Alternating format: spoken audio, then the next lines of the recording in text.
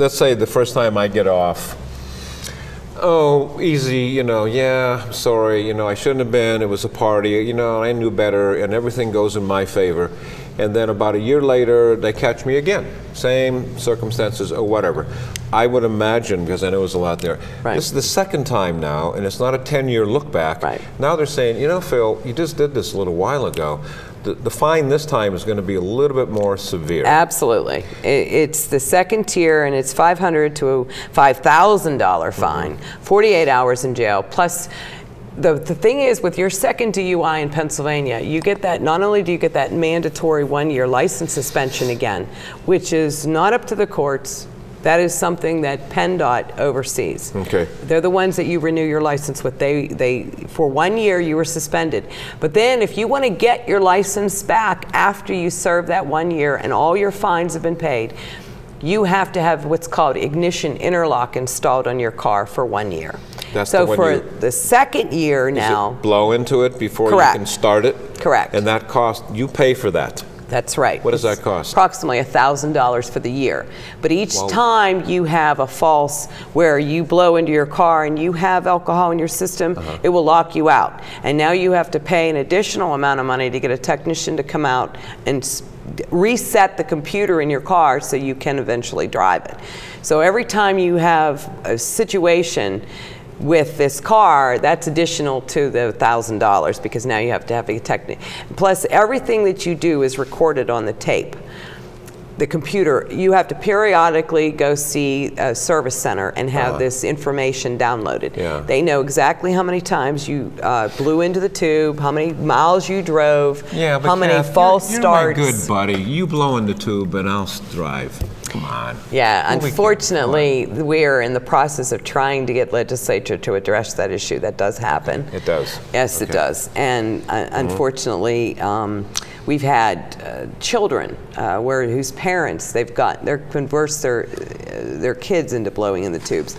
That's a big deal. Yeah, that is. That's a very big deal. Now, if you get someone to blow into this tube and you are pulled over and you have an ignition interlock on your system and you are found to be impaired by a police officer, that's a whole different set of penalties, fines, and off goes your license again. Yeah, okay. So there is consequences because they are taking the chance. Yes, there are. That was really good. I appreciate that. It gets more expensive and more expensive and you lose your license. And some of the current issues, though, that seem to surround maybe just the alcohol as opposed, the drugs could be an entirely different issue, I'm sure. But you've heard this before. Certain times of the year, it's prom time, it's graduation time, they're graduating from here, they're doing this.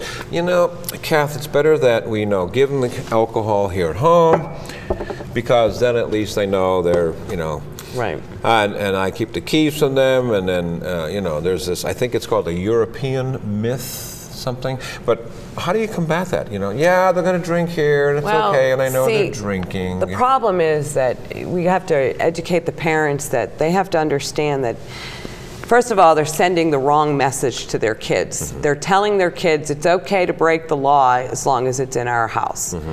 Well, most parents don't look at it like that, and they would never dream of breaking the law, let alone setting the example to their kids that, yeah, it's okay as long as I tell you, you can break the law. They would never think of that.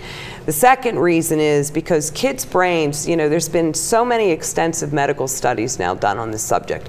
The brain is not really developed until they're about 24 years of age. Oh, thank goodness. I'm not there yet. Are you? No, I've got a few years to go. Me too. The consumption of alcohol and or drugs dramatically impacts the development of that brain. And the younger you are, the other studies are that the earlier you start consuming alcohol, the likelihood of you becoming an alcoholic, as I mentioned earlier, we've had 22-year-old girls, 23-year-old guys walking around chewing gum with BACs above 0.30s and even higher in some cases. It's tragic because the damage they're doing to their bodies. They obviously started drinking at a very young age. And so I like to tell parents when I have an opportunity to talk to them, don't set the example.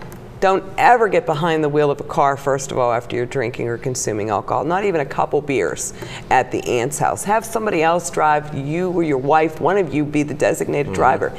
Kids are sponges and they observe everything around them. Sure. Maybe you don't even realize it. That refrigerator in the garage with all the beer in it, check it. Count those bottles. Absolutely, because kids are notorious for getting their alcohol from their own homes. And so parents really need to be vigilant about it. There's almost, throughout, I just read a great book, it's called Last Call, The Rise and Fall of Prohibition. And people said, how could this have happened when everybody drinks? And the forces came together in a perfect storm, there was prohibition, and they said, well, that was a bad idea, and then they repealed it. But throughout our lifetime, drinking is woven into our fabric of Absolutely. At a birth, at a graduation, at a marriage, at a funeral. Absolutely. You know, at a somebody doing something spectacular. Alcohol is somehow embedded into that celebration. I've been to one wedding in my life where if you wanted a drink, you would have to go and buy it yourself, and it would have to be downstairs, not where the wedding was going on, in a different part of the bar. Yeah, only one.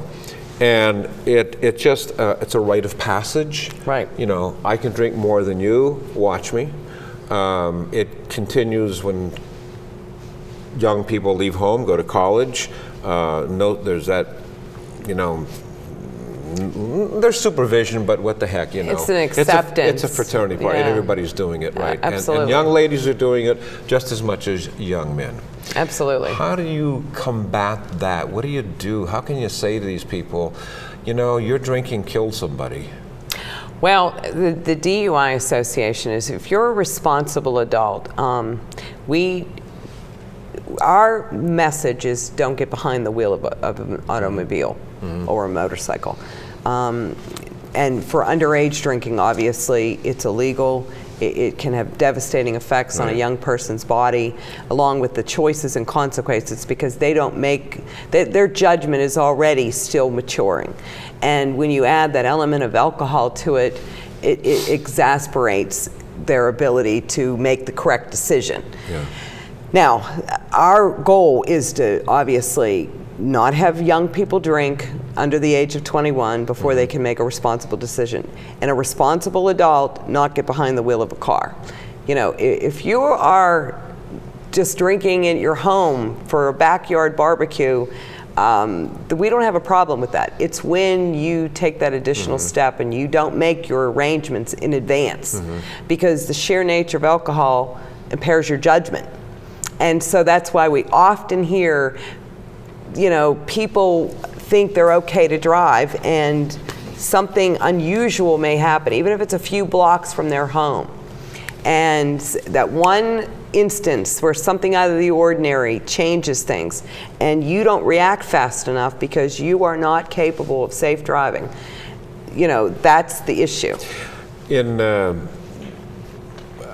studies I was associated with when I was doing news, the most dangerous time to be on the road was right after the bars closed, about 2 o'clock in the morning, and there were certain roads where you necessarily wouldn't want to be driving because the object was to race, to see how fast you could get from one light to another, to see whether you're going to stop at the light or not. Now, I'm not trying to make fun of that. And I would assume that Kathy is from the Pittsburgh area. It's the same no matter where. No matter where you're at, it's the same way across the entire state.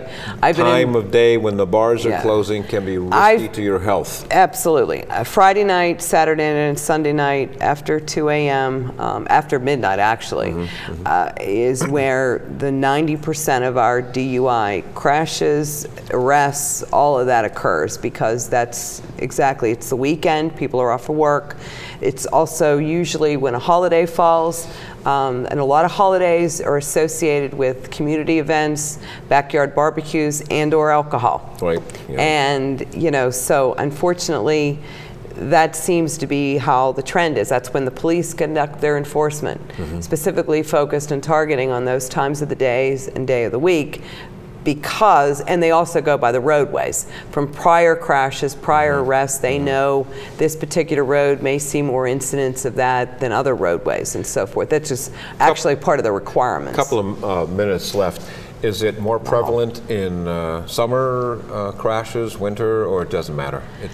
It's pretty an much equal opportunity offender. Well, unfortunately, it is an equal opportunity offender. We do see a spike around Labor Day. It seems to be that last hurrah for the summer. We try to get out prior to Memorial Day and remind folks that because of graduation, because of prom, because of the summer, because kids are out of college, they're coming home, they're bored, they don't know what else to do with themselves. The main thing is that we need to make sure that we save lives out there, and people need to realize driving an automobile or riding a motorcycle is serious business. And one quick change and you could end your life or someone else's around you, which would ultimately end your life from the devastating consequences. Kathy, that's good advice. Thanks for sharing that with us. It's all about DUI. I'm Phil Fatica. Again, this is Kathy Tress, and she is with the, you got a long title, the Western Pennsylvania Law Enforcement Director of the Pennsylvania DUI Association. Yeah, your guys are on the roads protecting us. Yes, absolutely. Okay. Thanks for sharing that with us. Until next time, you. I'm Phil Fatica. Take care, everybody.